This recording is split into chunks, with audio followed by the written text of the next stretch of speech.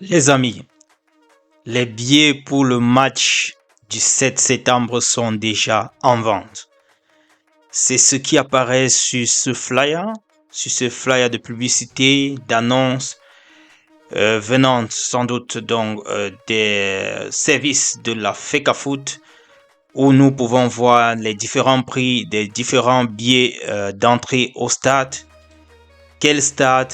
Le stade de Japoma. Vous vous souvenez, il y a des rumeurs, je dirais ça comme ça, des rumeurs, des pages sportives qui annonçaient que le sélectionneur n'était pas d'accord pour le lieu de livraison de ce match-là et était pour que le match se joue à Yaoundé.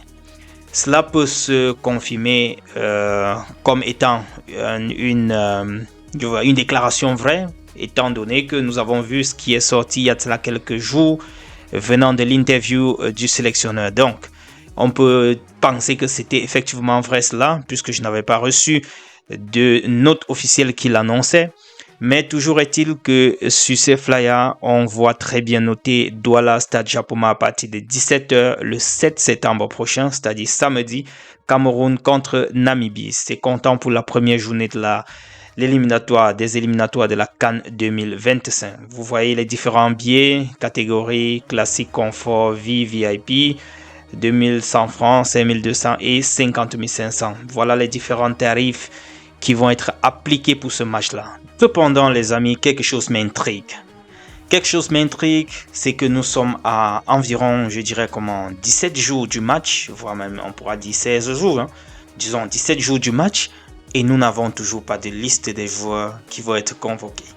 Je ne sais pas si le délai de convocation n'est pas encore passé, de combien de semaines avant l'échéance, mais toujours est-il qu'il y a un silence radio qui est inhabituel. Il n'y a pas cette ferveur, il n'y a pas cette ambiance avant match, je ne vois rien.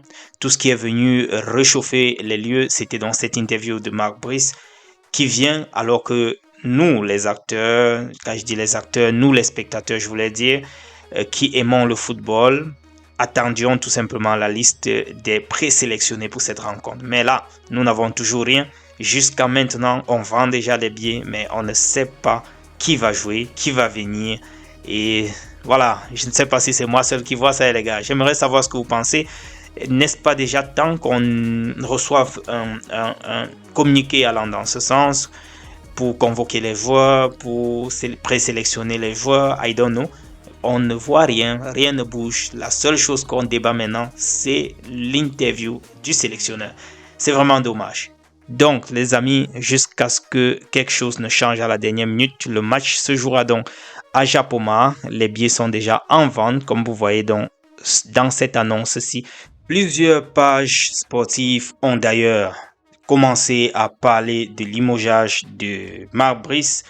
Plusieurs pages font état de ce que tous les ingrédients sont réunis pour que le Belge soit limogé, car tout ce qu'il a eu à lâcher dans son interview contre Samuel Eto'o, contre l'ex-sélectionneur Rigo Besson, c'était vraiment très très fort. Je vous ai dit, il y a d'autres associations qui ont même commencé à écrire au ministère pour dire que si rien n'est fait, ils vont marcher pour ça. D'autres associations des joueurs parrainés ou chapeautés par Lucien Mettomo ont également demandé à la FECAFOOT de prendre acte de cette situation-là et de réagir, tout comme Michel Kaham à la tête de l'association des entraîneurs a également réagi pour demander à la FECAFOOT de prendre acte de cette sortie-là. En tout cas, ce n'était pas les seuls. Il y en a plusieurs comme ça qui ont réagi, d'autres qui ont réagi. Ça pleut de partout sur les réseaux sociaux.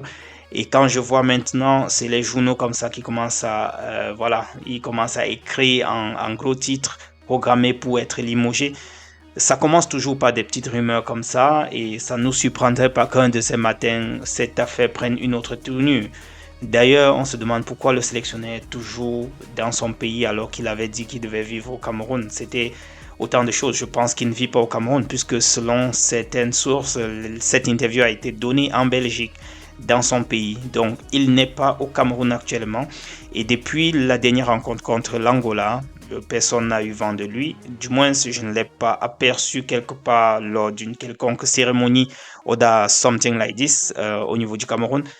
Donc, tout ça, voilà, nous amène à croire que vraiment les choses ne se passent pas vraiment comme ça devrait se passer.